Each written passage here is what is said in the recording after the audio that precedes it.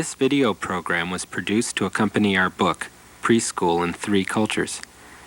This videotape and book are the fruits of a collaborative research effort by David Wu, a Taiwanese cultural anthropologist, Dana Davidson, an American early childhood specialist, and myself, Joseph Tobin, a human development specialist with anthropological fieldwork experience in Japan. Video is at the center of the method used for this study. All of the footage you'll see in this program originally was shot for research purposes. We taped a typical day in a typical preschool in each of the three countries. We then returned to these schools and showed the footage to children, teachers, administrators, and parents. As the teachers watched themselves on our tapes, they gave us their reactions and explanations. In this videotape, we'll pass these explanations on to you. A word of caution. Clearly, one preschool cannot represent the preschools of a nation. One teacher cannot represent a nation's teachers. Masako Fukui's explanation of why she chose not to discipline a misbehaving child should be viewed not as the Japanese approach to classroom management, but rather as a Japanese approach. To get a sense of ideological, social class, and regional variations in preschools within each culture, we showed our tapes to audiences in several cities in each country. For example, we showed our tape of a day at Komatsudani, a Kyoto preschool, to preschool educators and parents in 6 other Japanese cities, and recorded their reactions. To stimulate intercultural dialogue, we showed the footage from each country to audiences in the other 2 countries. For example, we showed our St. Timothy tape to preschool staff and parents in cities across China and Japan, as well as the United States. We used these outsiders' judgments of each other's preschools to highlight cultural differences. For example, a Chinese teacher's criticism of her Japanese counterpart's failure, in her eyes, to discipline a misbehaving child has something important to reveal about Chinese values. In this video program, we include a few examples of outsiders' judgments. You'll find a much fuller discussion of cultural differences in our book. Another word of caution. All the footage in this program was shot for research purposes and consequently is not of broadcast quality. We worked without additional lights, shooting with a lightweight video camera, taking care to be as unobtrusive as possible.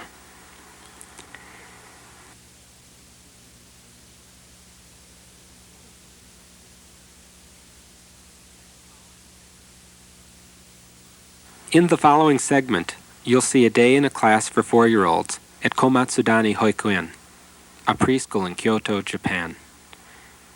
You'll see shots of children arriving, free play before the school day begins, morning calisthenics, attendance and greetings in the classroom, a workbook session on counting, lunch, a period of unstructured play, an origami session, and departure.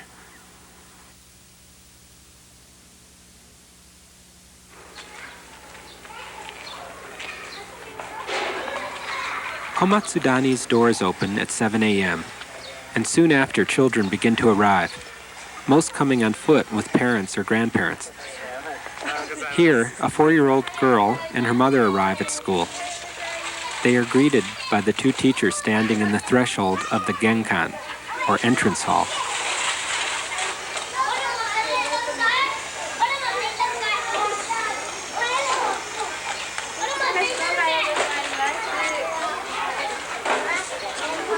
As children cross from the concrete of the outside to the wooden floor of the genkan, they remove their shoes. Here, footwear customs facilitate children's transitions to school each morning. Just inside the genkan, there are cubby holes labeled with the children's names. Children entering place their shoes in their cubby, giving them a feeling of moving from outside to a place that is home.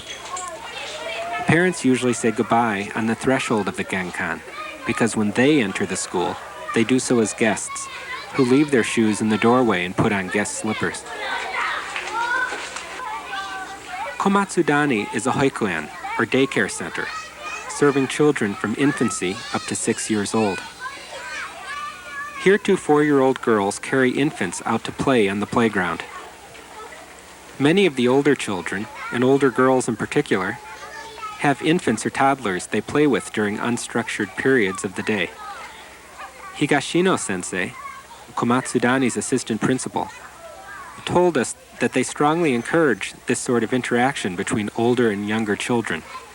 With Japan's low birth rate, many children do not have siblings. Mixed-age play gives younger children stimulation and older children a chance to develop omoyari, empathy. From arrival until about 9 a.m., children play freely in their classrooms or on the playground. Here, a 3-year-old girl plays catch with her teacher.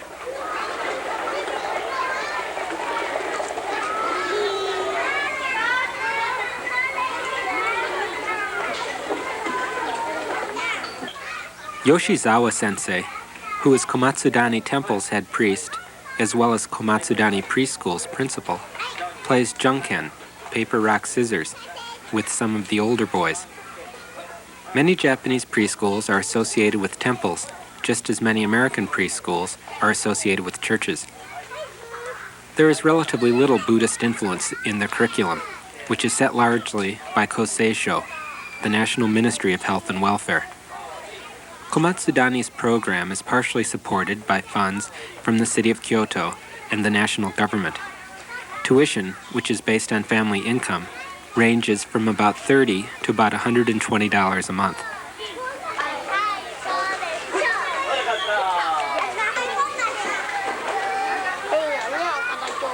It's almost 9 a.m., time to clean up. Here a group of children, with the teacher's help and encouragement, clean up the sand toys and balls.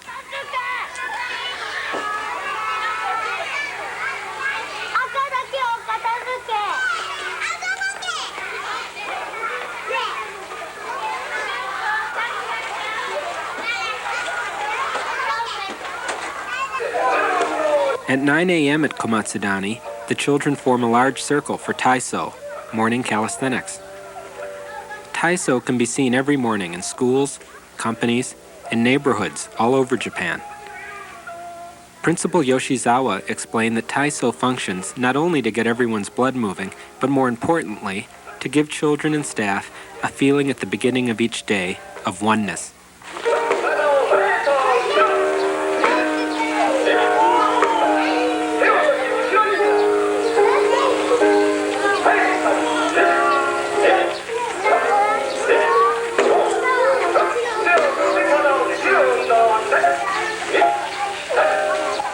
During morning exercise and other group times at Komatsudani, everyone is included. These toddlers have been placed in the middle of the circle, where they participate to the best of their ability.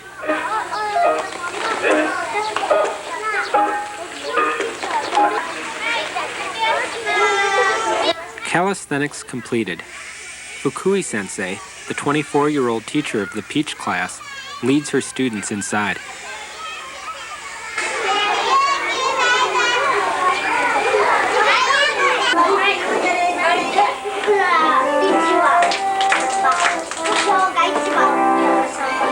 While the teacher of the next-door class plays the organ, Fukui-sensei leads her 28 students in clapping and singing.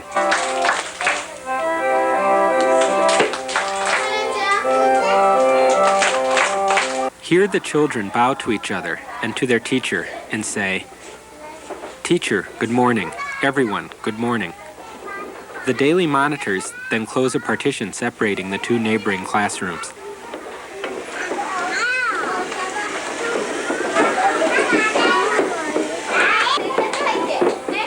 Here, Fukui-sensei helps one of the daily monitors count how many children are present to a familiar tune.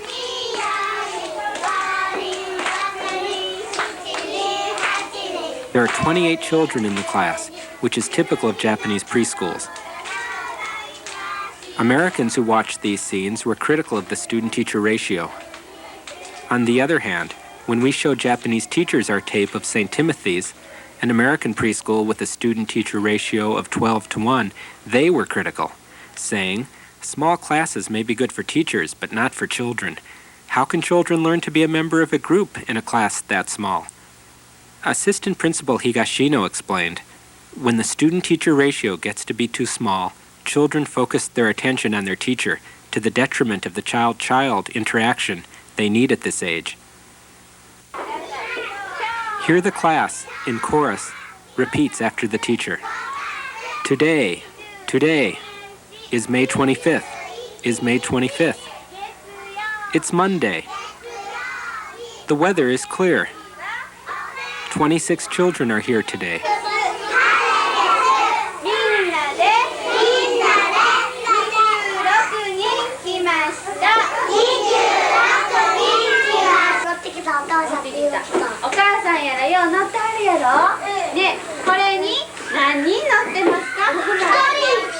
At Komatsudani, there is only one 20-minute academic activity each day.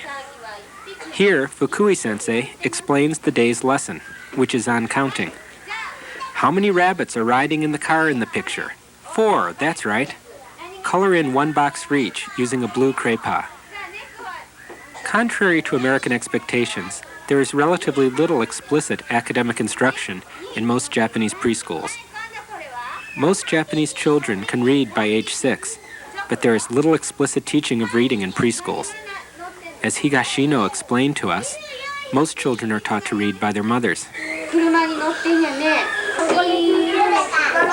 The little girl on the left is having trouble understanding the concept, so her teacher will come over and give some quick individual help.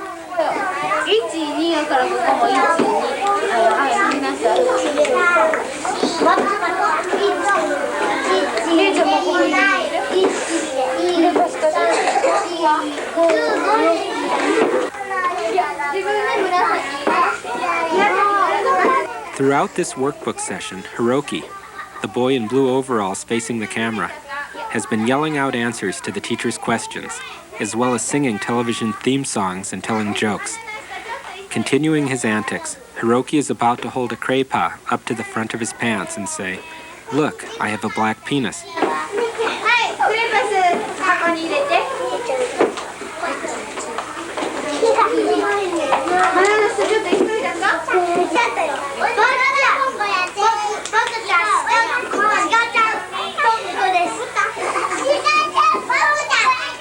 We are now 20 minutes into the workbook session, and many of the children are growing restless.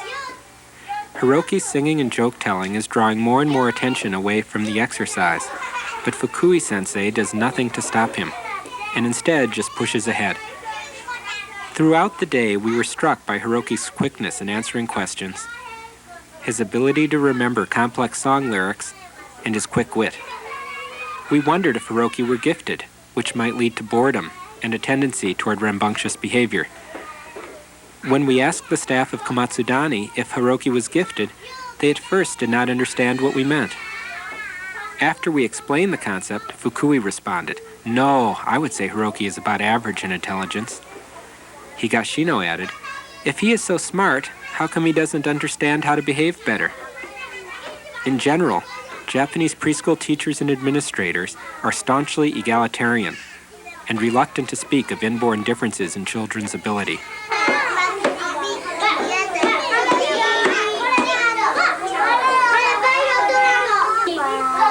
At the end of the lesson, Fukui-sensei draws a smile face on each child's completed workbook. Hiroki and some of the other children are in the hallway looking into the 5-year-old's classroom. Other children in the Peach class are playing in the playground, using the toilet, or visiting the infants and toddlers in the nursery.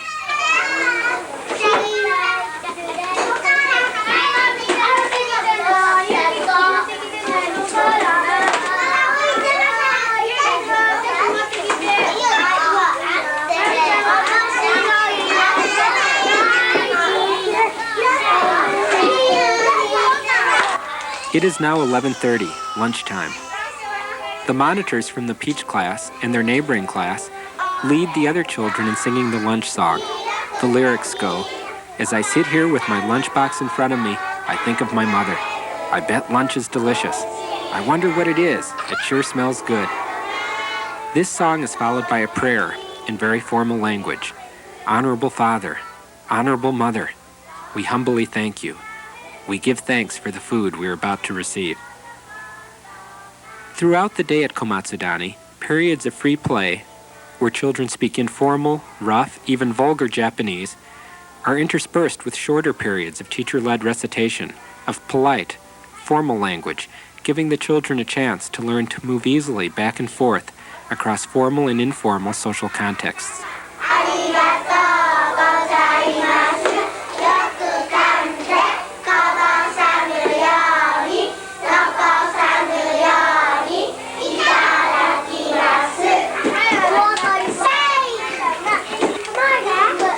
At Komatsudani, children bring a small bento or box lunch from home.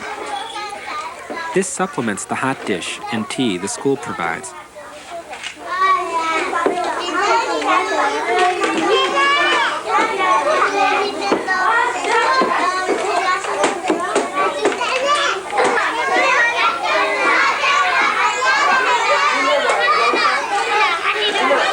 During lunch, Fukui-sensei each day sits with a different group of children.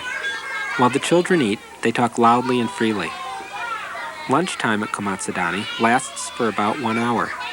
When children finish eating, they are allowed to play freely throughout the school.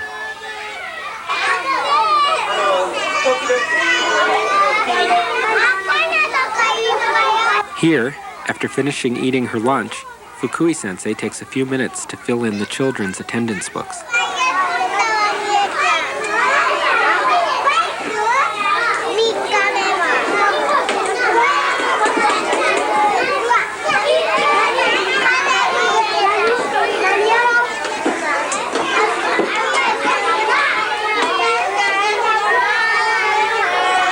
Here, the little boy in the yellow shirt, Satoshi, is unhappy because Hiroki has hit him.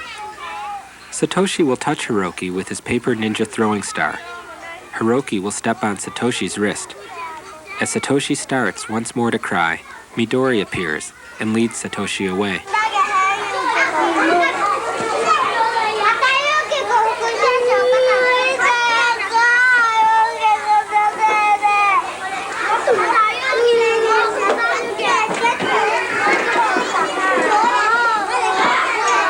Midori will ask Satoshi what happened, and then repeat the story to Fumiko and Yasuko, who are standing close by. Fumiko then says to Satoshi, "That always happens when you play with Hiroki. If you don't want to get hurt, find someone else to play with."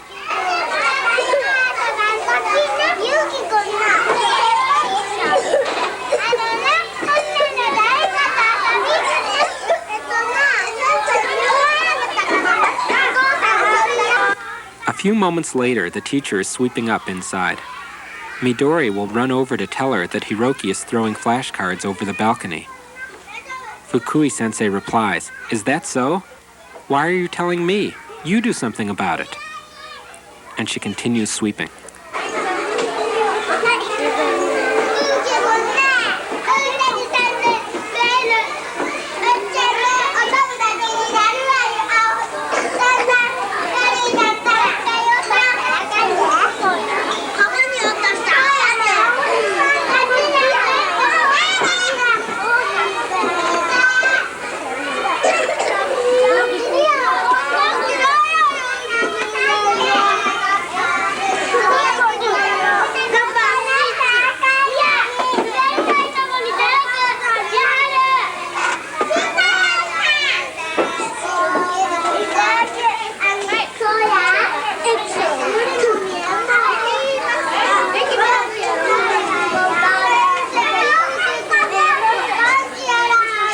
Here, Fukui-sensei comes out to the balcony and tells the children, "Hurry up, it's cleanup time. Hurry, hurry."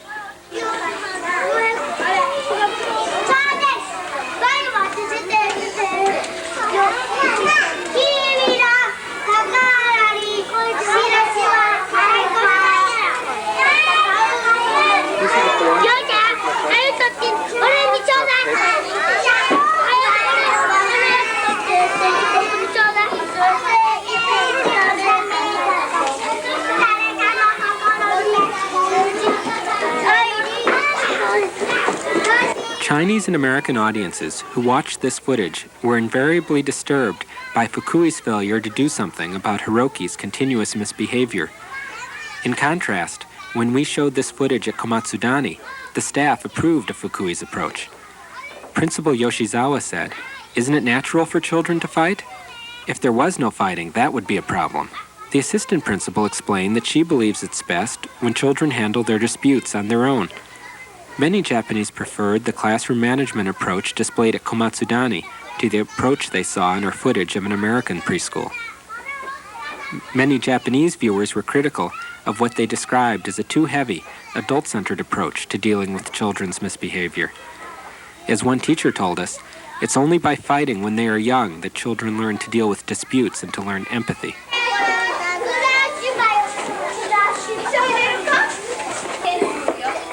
The next activity is origami. Fukui-sensei has passed out large pieces of colored paper.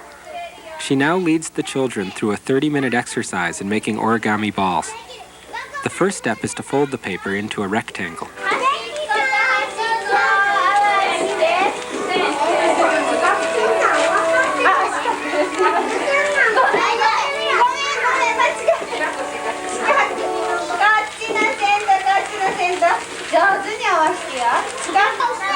Students who run into problems get individual attention from their teacher.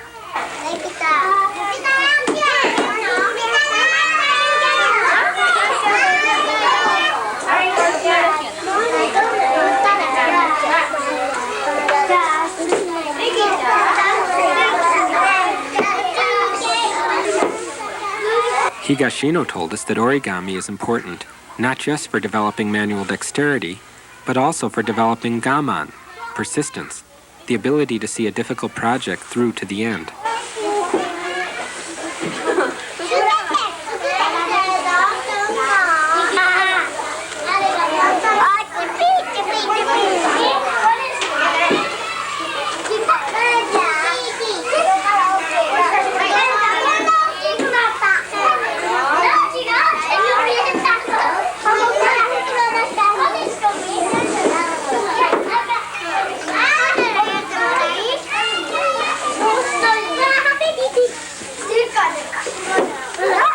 There is no nap for the older children at Komatsudani. In the afternoon, the children have a snack, sing some songs, and then play freely outside.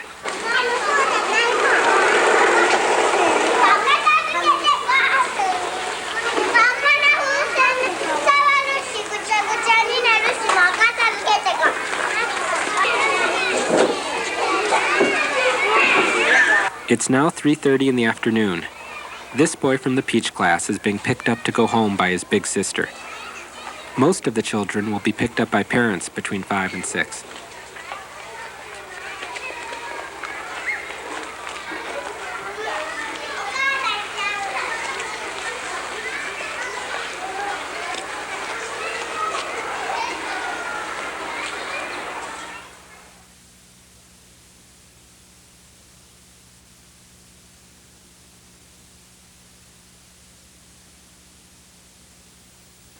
In this segment, you'll see a day in a class of 4-year-olds at Dongfang Preschool in southwest China.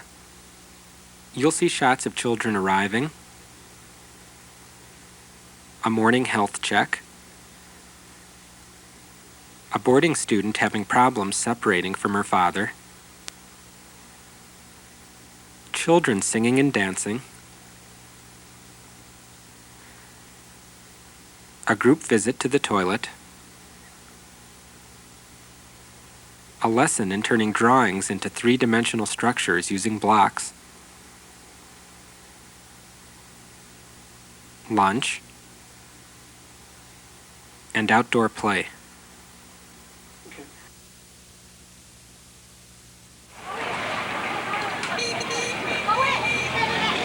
It's 7:45, Monday morning. Parents and children arrive at Dongfang Preschool. Dongfang is a school for the children of municipal employees. Occupying the grounds of what was once an estate, Dongfang serves 270 children, ages 3 to 6. 3/4 of these children are day students who attend school from 8 a.m. to 6 p.m. 6 days a week. The rest of the students are boarders who go home only on Wednesday evenings and on weekends. The great majority of Chinese preschools have no boarding programs, but boarding programs can be found in most Chinese cities, especially in schools like Dongfang, which serve government workers. Although many Americans and Japanese who viewed this footage were disturbed to see boarding programs for young children, most Chinese see no danger. Dongfang Principal Hua told us, "Parents know that if they put their children into the boarding program, the children will receive the best possible food, health care, and education. Don't they have boarding preschools in the United States? No? How can mothers and fathers who work at night be productive workers when they have to worry about having adequate child care?" Every Monday morning at Dongfang, nurses come to school to give quick checkups to the students. Principal Hua explained that these city nurses come to school on Mondays because on the weekend the boarding students are home with their parents and grandparents, who spoil them terribly with sweets and special foods, so many of the children come to school on Monday morning with stomach aches. A party official who served as our guide offered another explanation. "Today we are asking parents to have only one child. We're aware that we're asking parents to make a sacrifice for the greater public good. Since we're asking them to make this sacrifice, we feel a great responsibility to provide the best health and educational services possible to these single children." It's now 8:15, and most of the children in the 4-year-old boarding class are already at school, sitting on a bench eating a breakfast of a steamed bun.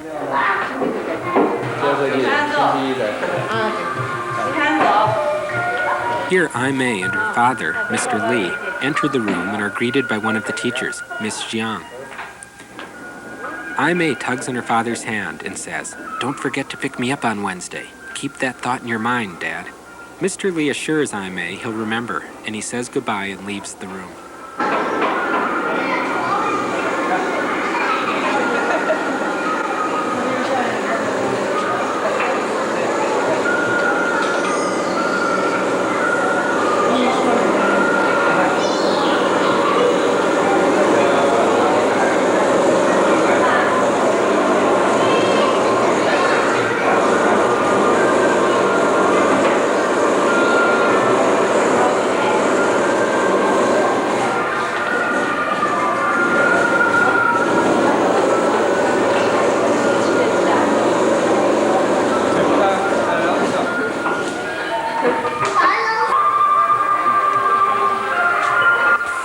Chinese teachers and administrators who watched this footage of Ai Mei struggling to say goodbye to her father attributed the problem to spoiling. Miss Jiang, Ai Mei's teacher, told us, "This kind of separation difficulty is rare in 4-year-olds. If children cry when they come to school, it's because their parents have made them willful by coddling them too much." Many Chinese fear that children in single-child families are being spoiled by their parents and grandparents. This is called the 4-2-1 syndrome. 4 grandparents and 2 parents pouring their attention onto one child. Chinese child development specialists told us that in this era of single-child families, preschools have an important role to play in giving children a chance to interact with other children, in giving teachers a chance to correct the errors of parents. After several minutes of discussion in the courtyard, Ai Mei finally is ready to re-enter the classroom and say goodbye to her father.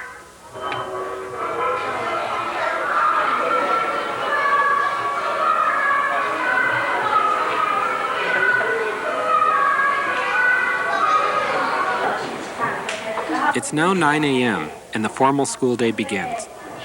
Here we see Miss Wang, the teacher with the pigtails, leading her class of 4-year-olds in the Little Train Friendship Song. Miss Wang and the children sing, "I'm a little train, looking for some friends. Who will come and ride on me? Good friend, come quickly, come and join us. Come and join our little train."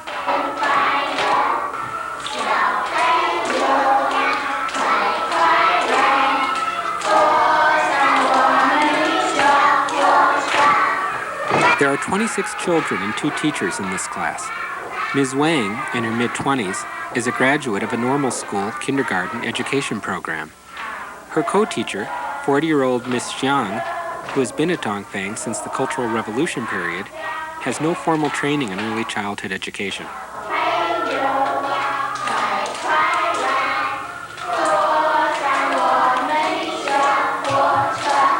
Dongfang, all the children in a class go to the bathroom together. It's now 10 a.m., and Ms. Wang's class is having their toilet time. Dongfang plumbing is primitive by American and Japanese standards. The toilet is a trough that runs down the sides of the room.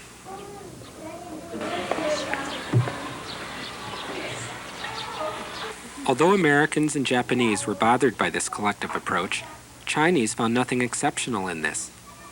The Dongfang principal said, "It's much easier to have everyone go at the same time. It's good for children to learn to regulate their bodies and attune their rhythms to those of their classmates. Of course, if children can't wait, they're allowed to go when they need to." Coming out from the toilet, the children line up to wash their hands.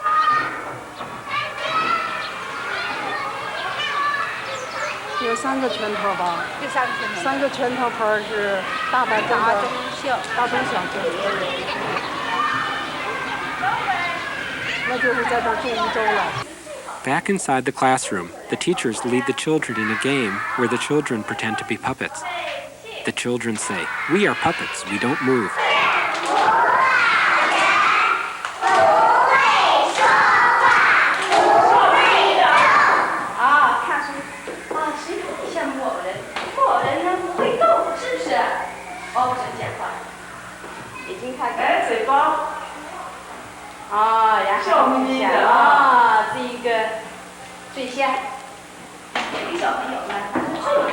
Here the teachers have just distributed sets of wooden parquetry blocks to each child.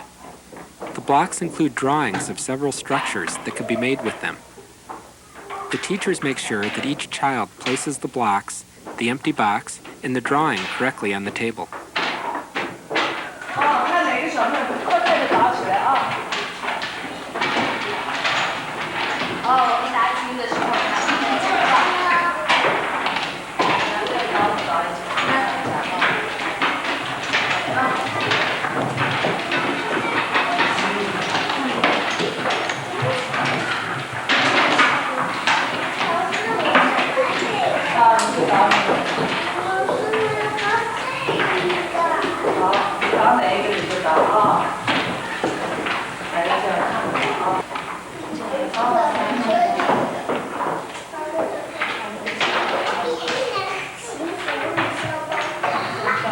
This emphasis on regimentation and control is typical of many Chinese preschools. Principal Hua explained to us that preschool is school. It's important that children learn from an early age to study hard and behave properly in school. Beijing and Shanghai early child education specialists who saw this Dongfang footage found the school old-fashioned and overly regimented. But many other Chinese teachers and administrators praised Dongfang's approach.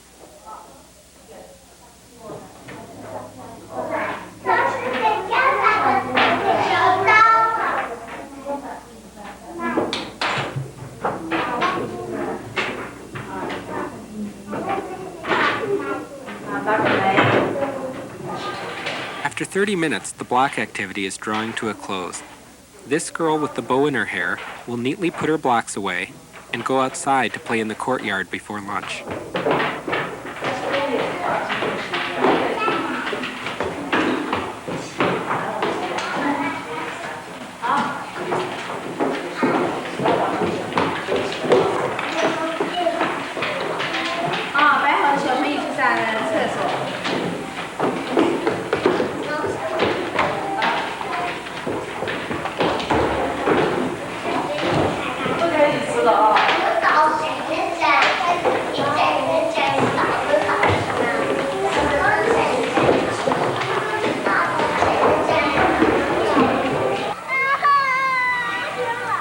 After playing outside, the children again line up to wash their hands. This time, Ms. Wang is ladling out the water. Behind her, lunch is passed into the classroom through a window.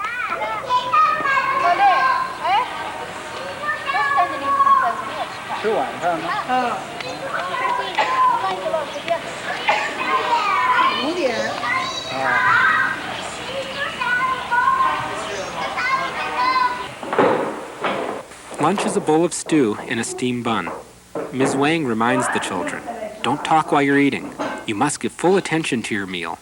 Concentrate on your eating as much as you do on your studying. That's the correct way to eat.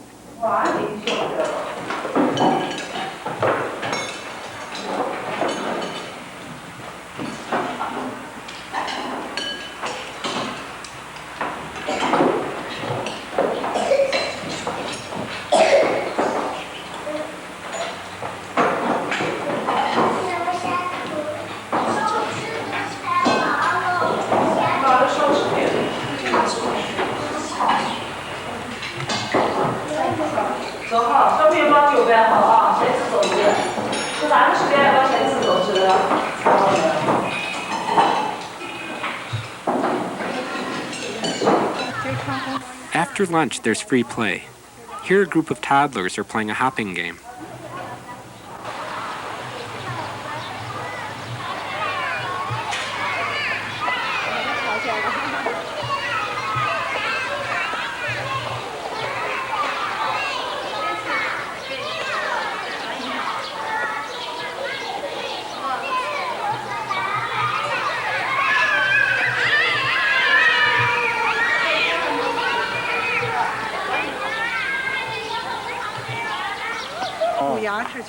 Most of the day, students get picked up between 5:30 and 6.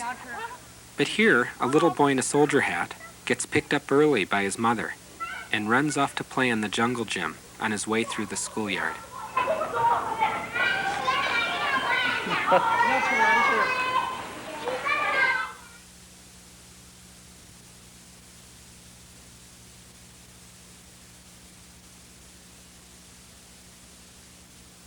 In this segment, you'll see a day in a class of 4-year-olds at St. Timothy's Child Center in Honolulu, Hawaii. You'll see shots of children arriving at school, free play, a large group word skill exercise, 2 learning center periods where the children select from a variety of individual and small group activities, a teacher dealing with a student who refuses to clean up toys he has played with, singing, and lunch.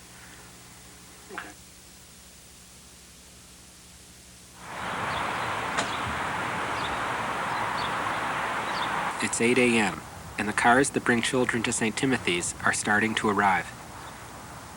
This father and his 3-year-old daughter are walking to the St. Timothy's entrance gate, which serves as a security barrier from the outside world. St. Timothy's Child Center is located on the grounds of St. Timothy's Episcopal Church. The church charges a very modest rent for the classrooms and playground, which helps the preschool hold tuition at about $250 a month.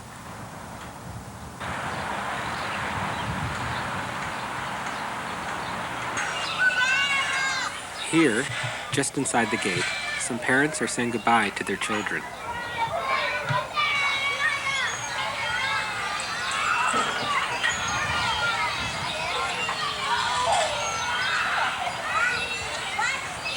As children arrive, they play freely on the playground until about 9, when the formal school day begins. St. Timothy's offers full-day and half-day care for children 2 through 5 years old, a kindergarten for 5 and 6-year-olds, and after-school care for elementary school children. The parents of the children at St. Timothy's range from dual-career professional couples to enlisted personnel from the military bases nearby. The people of Hawaii have an extraordinarily diverse ethnic background, which is reflected in St. Timothy's student population, a combination of Japanese, Chinese, Caucasian, Filipino, and Polynesian ethnicities.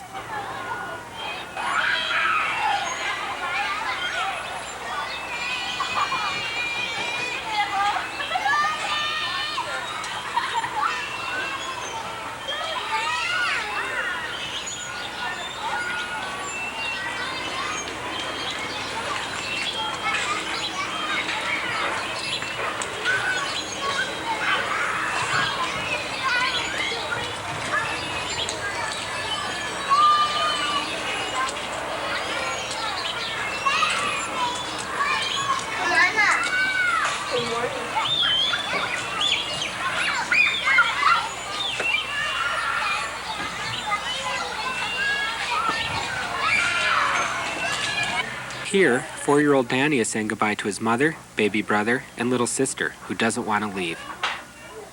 Parents with infants and toddlers who do not yet go to preschool often stay for a half hour or more in the morning before finally saying goodbye. Here's a tissue. Can we get it later? Say bye.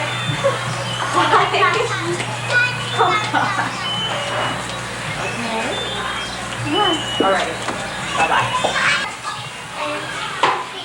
Lisa Pang and her father have just arrived at school.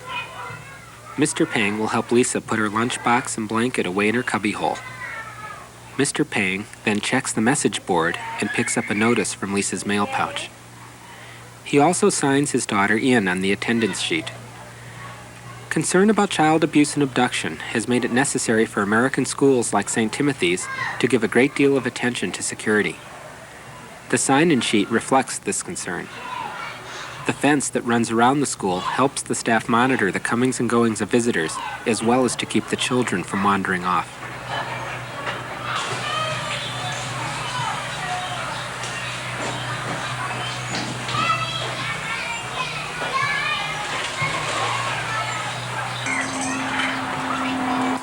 Here, a teacher's aide helps Carrie and Michelle play with a guinea pig. Linda Culler, St. Timothy's director, told us that it's especially important for urban children to get a chance to interact with animals and nature.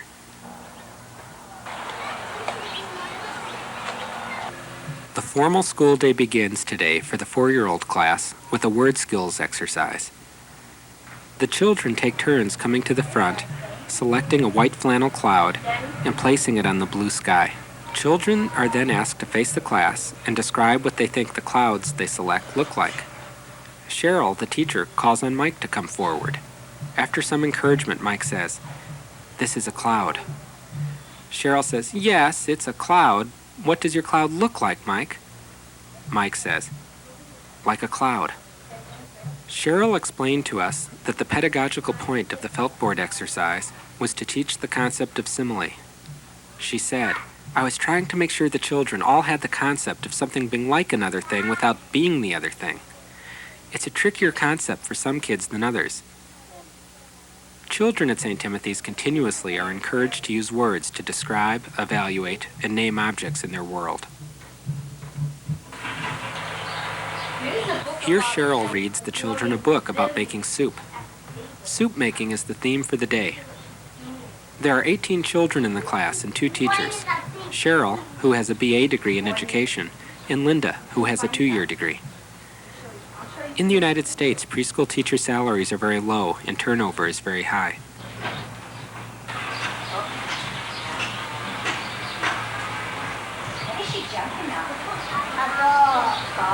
Like a fun start.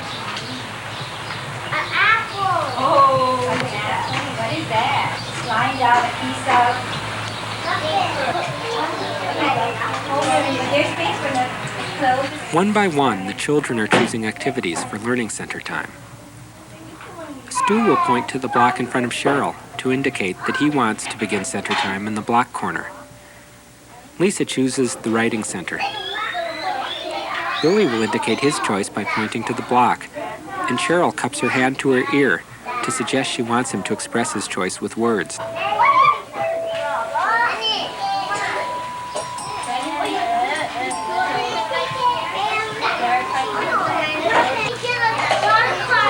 Here, 4 girls are busy drawing in the Writing Center.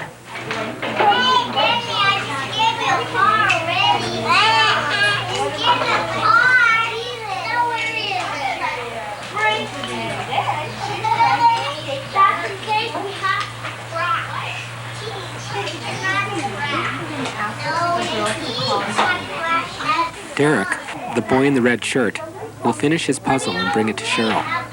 Cheryl will ask him to tell her what he has done. He says, "A puzzle." Cheryl asks, "What kind of puzzle?" and then helps him describe it. Throughout the day, Cheryl and Linda encourage children to put their actions, thoughts, desires, and feelings into words. American criticisms of the Chinese and Japanese schools in our study reveal the great importance Americans place on self-expression. According to Americans, Chinese children are given too few opportunities to express themselves, and Japanese children, although allowed to talk freely throughout the school day, get little in the way of teacher prompting, modeling, and correction of their verbal expression. Here, 2 girls and a boy are playing in the home area. Lisa, in the blue dress, has announced that she is the mother. Rose, in pink, has chosen the role of aunt. Derek has refused to play the part Lisa assigned him as the baby, choosing instead to be the family dog. Imaginative play is taken very seriously by the staff of St. Timothy's. As a teacher explained, when children play house, it's play, but it's also important work. They get a chance to imagine what it's like to be someone else. When they play the part of the mother or father and discipline the naughty baby, they get a chance to work through some of their feelings about the way their parents discipline them. Sometimes we'll have a child whose parents are getting divorced, and some heavy things come out in the home area. This kind of play gives kids the chance to deal with these issues on a level they can cope with.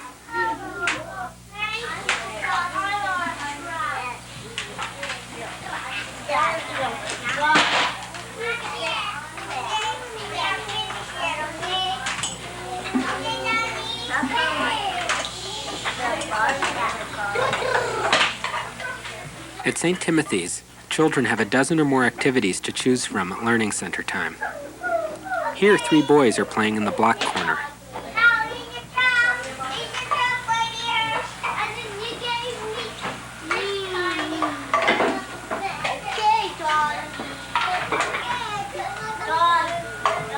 Derek is stringing beads.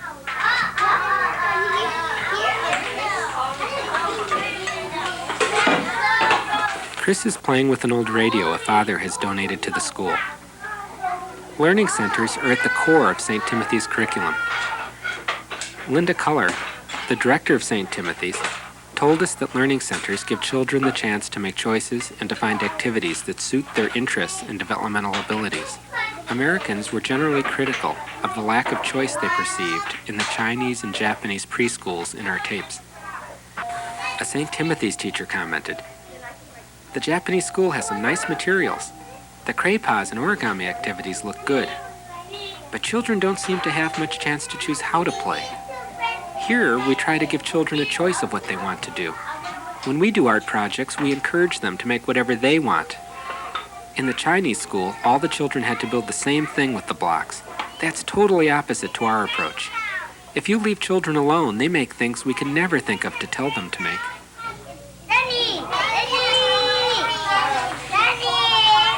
Here, Cheryl takes Carrie by the hand and leads him over to a pile of Legos. She asks him, "Did you take out these Legos, Carrie?" "No? I think you did. I'd like you to clean them up." Could you put it down? No. Not the building. While Cheryl is busy helping Lisa zip up her play dress, Carrie wanders off and gets into an altercation with Stu.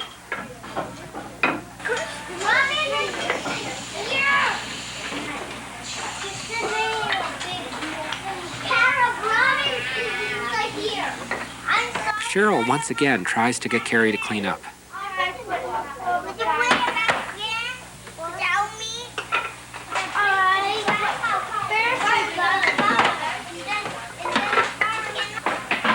When Carrie again refuses, Cheryl takes him by the hand and makes him sit down next to her.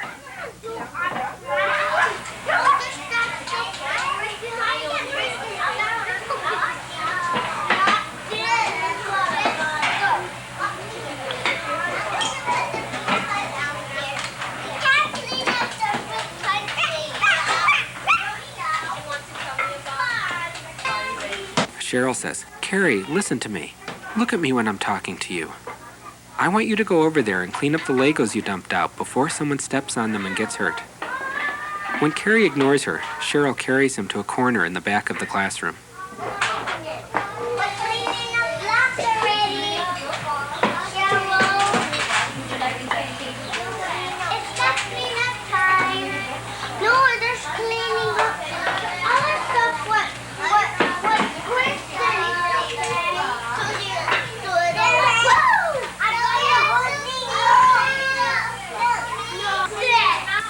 Cheryl tells Carrie he can return when he's ready to clean up the Legos. An American teacher commented on this scene. "I like the way the teacher's firm with him, but doesn't raise her voice. When he won't look her in the eye. Well, when you can't engage a child, when you can't get him to look at you or talk to you, then you have no choice but to do like she did there and use a timeout to let him settle down and think things over." Cheryl told us that she's been working hard with Carrie all year long to improve his self-control and his ability to put his feelings and frustrations into words. Cheryl told us that Carrie has made a lot of progress. After thinking things over, Carrie will clean up the Legos.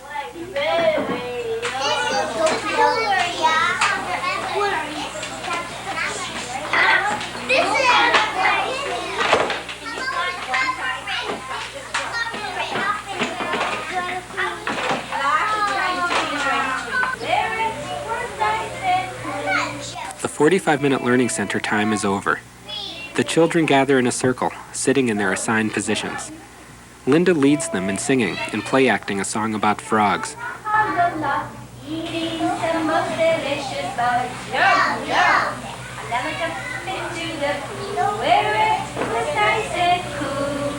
And there were many little speckles of plums to me, 2 little speckles from. After a bathroom break and a snack of juice and crackers, there's a period of free play. Here, a teacher has just broken up a fight in the sandbox. The boy on the left, with his hand firmly on the shovel, says he had it first. The boy on the right makes the same claim and accuses the other boy of having hit him. The teacher asks each boy to put his case into words instead of hitting each other. Americans who watched this footage were generally supportive of this approach to dealing with children's conflicts. Japanese teachers were tactfully critical.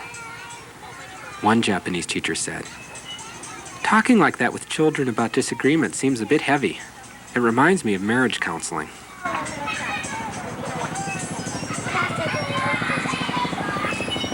To introduce an activity that will take place in the second learning center period, Cheryl holds up a potato, an onion, and a can of corn. She asks the children to describe the look, feel, and taste of each. These vegetables will be used as ingredients to make soup.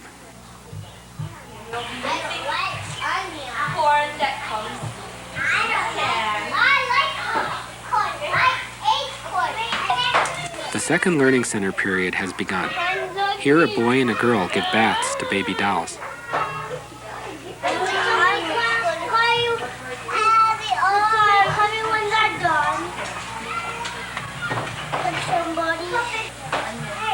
Cheryl supervises 3 children in the chopping up of ingredients for soup.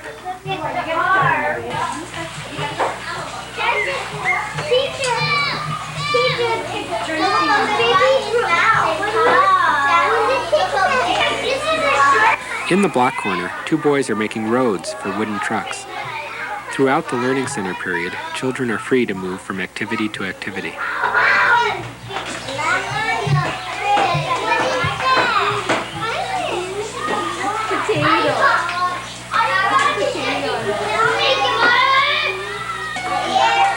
Here, a girl pours sand into a bottle in an activity that teaches the concept of conservation of volume.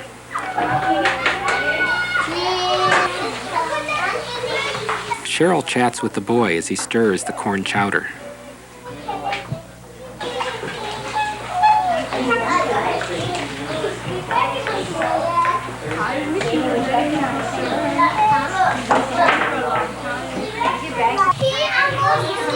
At the end of the learning center period, the children get to eat the soup they've made. Why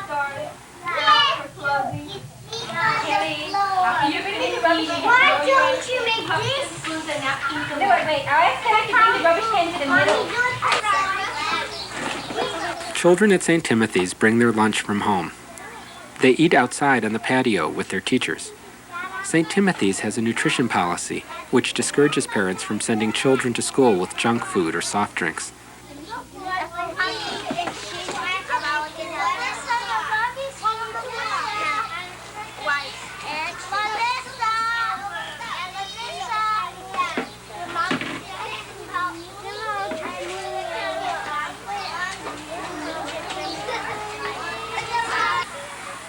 About 1/3 of the students at St. Timothy's attend for half a day, going home just after lunch.